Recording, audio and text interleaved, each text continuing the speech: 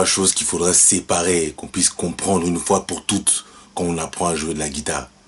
En fait, il y a trois domaines bien particuliers quand on apprend un instrument de musique. C'est d'ailleurs valable pour beaucoup de choses dans la vie. Premièrement, quand on prend sa guitare et qu'on décide de devenir guitariste, il y a trois domaines à maîtriser et donc ces trois domaines demandent des méthodes de travail bien particulières. Pour la guitare, le premier domaine, c'est tout simplement la technique. Donc quand vous voulez apprendre à jouer le seben par exemple, le seben, c'est toute une technique qui va demander une certaine agilité au niveau des doigts, synchronisée avec le médiator et l'ensemble dans une cohésion et une précision irréprochable. Ça, c'est la technique, purement de la technique. Les muscles des doigts, les avant-bras, la synchronisation, la vitesse, c'est un premier domaine. Quand on apprend de la guitare, le seben par exemple, vous avez le premier domaine qui est la technique. Donc ça, c'est facile à travailler. On prend sa guitare et on s'exerce.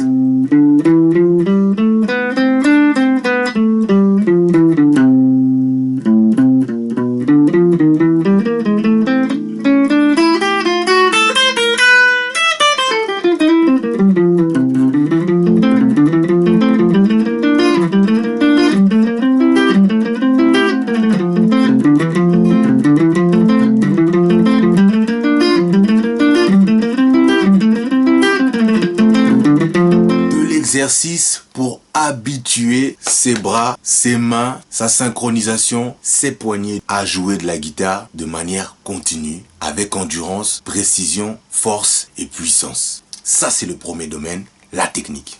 Deuxième domaine, la théorie. Quand on apprend un instrument comme la guitare, on va apprendre la théorie qui consiste à connaître les notes, do, ré, mi, fa, sol, la, si, do, à connaître les accords, la composition des accords, les majeurs, les mineurs, etc., etc. Ça, c'est de la théorie. Et après, on développe dans la théorie qui est plus ou moins poussée, plus ou moins approfondie, avec des relatifs, des accords de substitution et toute forme de gamme, de mode, ionien, misolydien, etc., etc., machin, machin, oh, tout machichien. Tout ça, c'est de la théorie. C'est le deuxième domaine. Et pour ça, soit on va à l'école, soit on lit des livres. On lit les livres et on voit tout de suite sur sa guitare à quoi est-ce que ça correspond. Deuxième domaine, la théorie. Le troisième domaine, il est un peu plus compliqué. Il est un peu plus abstrait, je dirais. Il est imaginaire. C'est le domaine de l'esprit. Le feeling musical. Oui, ouais, le feeling musical. Ça s'apprend pas vraiment à l'école. Ça s'apprend pas vraiment dans les livres. Il suffit pas d'être un super virtuose de la guitare. C'est pas ça qui fait de moi un guitariste de génie qui joue des mélodies qui nous emportent au paradis. C'est le feeling. C'est le troisième domaine. Malheureusement, il n'y a pas vraiment de technique purement concrète pour pouvoir le travailler, ça. C'est quelque chose qu'il faut plus ou moins avoir, c'est du talent, c'est à la fois de l'influence musicale. Qu'est-ce que tu écoutes depuis ton enfance? Comment est-ce que tu as grandi? Quel style de musique est-ce que tu as appris à jouer? C'est comme si on compare un anglophone de naissance et quelqu'un qui a appris l'anglais en étant adulte. Les deux sont vraiment pas pareils. Celui pour qui l'anglais est une langue natale, il va parler avec une fluidité, il va avoir de la facilité.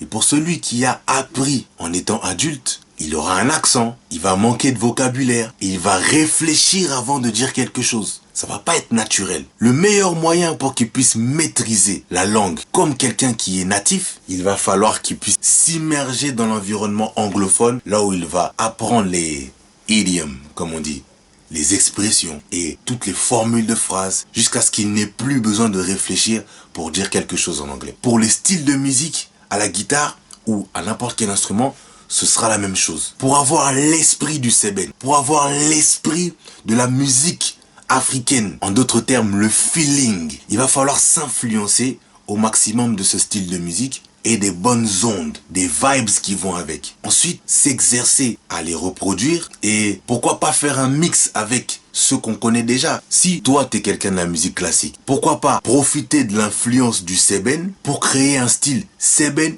musique classique. Et on aura la naissance d'un tout autre feeling, d'un autre esprit, si on peut dire. L'âme de la musique, dans la manière de jouer, dans la manière de mixer les notes. Et ça va parler différemment. On parle en musique, rappelez-vous.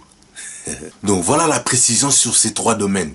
C'est pas pour vous décourager. Le seben, on est avec où on l'apprend, mais il faut un certain moment pour pouvoir le maîtriser. Tout comme le jazz, tout comme la musique classique, le flamenco, la bossa nova. Les natifs, ceux qui ont baigné dedans, ne vont pas jouer de la même manière que des gens qui sont en train de l'apprendre, qui proviennent d'un autre style. C'est la raison pour laquelle, c'est pas parce que tu es un très bon guitariste qui joue très bien tous les styles qu'on va t'appeler forcément pour jouer tous les albums. Pourquoi? Tout simplement parce que tu n'as pas le même feeling. Tu n'as pas un feeling universel, une manière de jouer qui va correspondre à tous les albums. Tout s'explique. Il faut de tout pour faire un monde. Bon, on se passerait quand même du pire. Vous voyez ce que je veux dire? Donc les styles de musique, c'est ce qui correspond aux cultures. Il est différent en fonction des peuples, en fonction des endroits.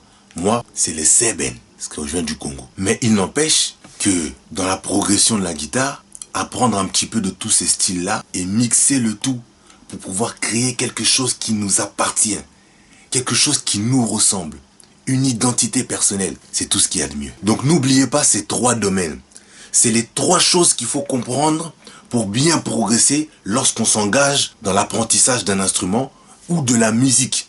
Et pour pouvoir bien parler en musique, c'est quelque chose qu'il faut saisir correctement. Gardez à l'esprit que ces 3 choses sont liées. La technique qui est liée à la théorie et qui est liée au feeling. 3 choses ensemble qu'on peut exercer séparément, mais qu'au final, pour faire un bon musicien, qu'il faut au moins les 3. Bon, la théorie, on n'est pas obligé d'être un expert de la théorie, mais au moins la technique et le feeling pour pouvoir jouer de belles choses, des choses agréables à entendre. Et puis on complète avec de la théorie pour pouvoir avoir un minimum.